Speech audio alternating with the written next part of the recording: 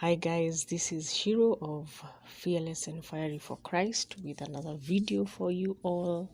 Hoping you've been well, hoping you have been blessed, hoping you're staying strong in the Lord and in the power of His might in these last days. And friends, I just wanted to share with you today or to pose a question. Are you an enemy of the cross? Am I an enemy of the cross? And who is an enemy? The definition of an enemy is a person who is actively opposed or hostile to someone or something. Now, why did I decide to talk about being an enemy of the cross? I decided to speak about this because I was reading the book of Philippians and I came across this verse, Philippians chapter 3, verses 18 and 19, which talks about, "For many walk, of whom I have told you often, and now tell you even weeping, that they are the enemies of the cross of Christ, whose end is destruction, whose God is their belly, and whose glory is in their shame, who mind earthly things." Now, friends, I do not want to be an enemy of the cross. I do not want to be an enemy of God. And I can imagine that my listeners also do not want to be an enemy of God Himself, your Creator. Yeah. You do not want to be His enemy. You do not want to be hostile. As we are being told here that an enemy is someone who is actively opposed or hostile to you.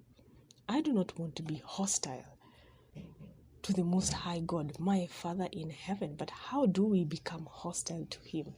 How do we become enemies of the cross then?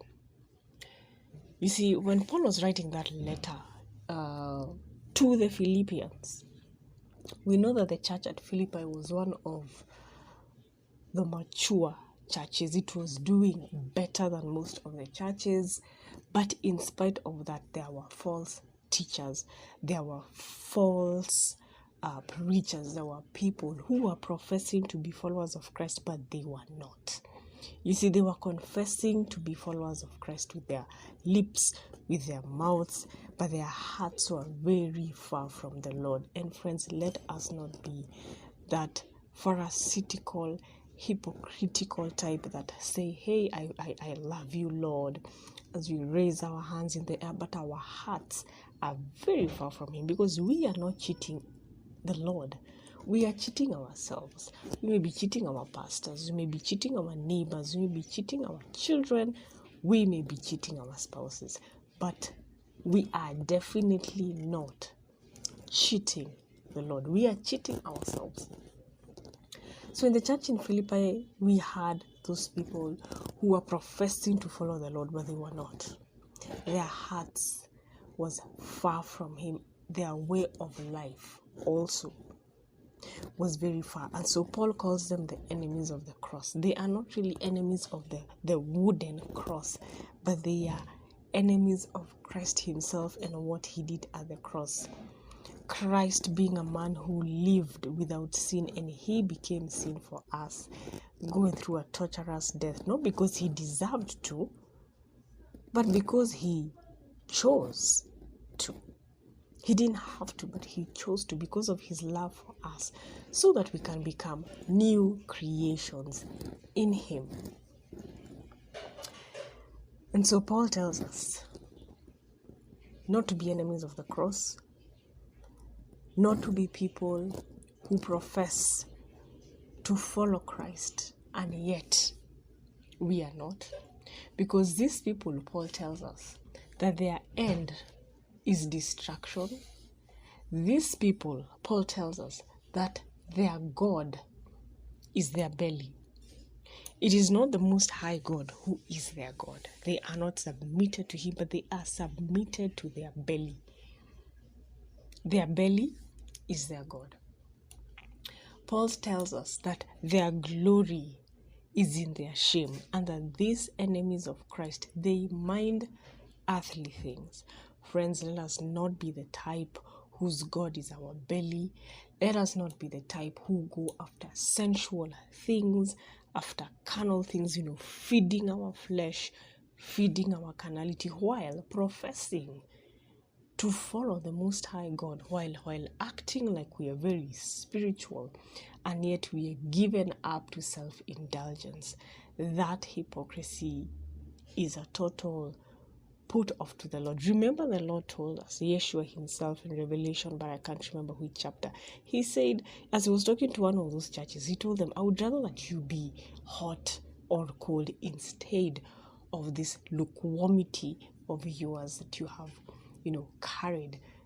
Be hot or be cold. That is what the Lord was telling them.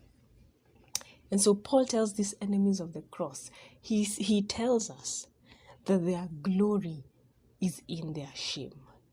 And friends, don't we see people who profess to follow the Lord and yet they are boasting of things that they ought to be ashamed of? And yet they take a lot of pride with their pride movements. I take pride in this sin. I take pride in this other sin, glorying in their shame while professing to follow the Most High God, boasting in what they should be repenting of. And so these enemies of the cross, they set their minds on earthly things, where we have been told that we should set our mind on things above, not on these things, because we know that this age, this current system is coming to an end. So we really don't need to focus 100% on this system, because this system will come to an end. And we are told in 1 Peter 3:13 that we should, be looking forward to new heavens and a new earth where righteousness will dwell. What a wonderful time that will be. But before we get to that time, we should be setting our minds on heavenly things, not setting our mind on earthly things and the carnalities of this world, the sensualities and the sins of this world, like those enemies of the cross are doing, friends. And these people, these enemies of the cross, some of them in leadership positions, especially in these mainstream churches of today, they end up influencing their followers to do the same, to set their minds on the things on this earth, constantly reminding them, constantly telling them, hey, you need to acquire this car, acquire this house, get that spouse in order for your life to be, maybe complete, always setting their minds on the things of this world. And then these things end up becoming idols. And their followers or these church goers they're always tithing so that they can get money. It's not even about tithing to please the Lord. It's not about tithing so that the poor can be helped, but rather it's tithing because their belly has become their God. So friends, let us not be these enemies of the cross, but rather let us be friends of God. We are told in James chapter 4 verse 4, this is James speaking, and he says, you adulteresses, do you not know that friendship with the world is enmity with God? Therefore, whoever wishes to be a friend of the world makes himself an enemy of God. And that is what these enemies of the cross have done, because their God is their belly. They set their minds on this world, and yet James is telling us, no, you cannot be that adulteress. Pick a side. Pick God or pick the world. Pick holiness or pick carnality. So friends, I hope that with this encouragement, we can choose to be the type who walk with the Lord. We can choose to be the type who are friends of the Lord, so that when that day comes, the Lord does not look at us and tell us, you, I do not know you. Get away from me, you worker of lawlessness.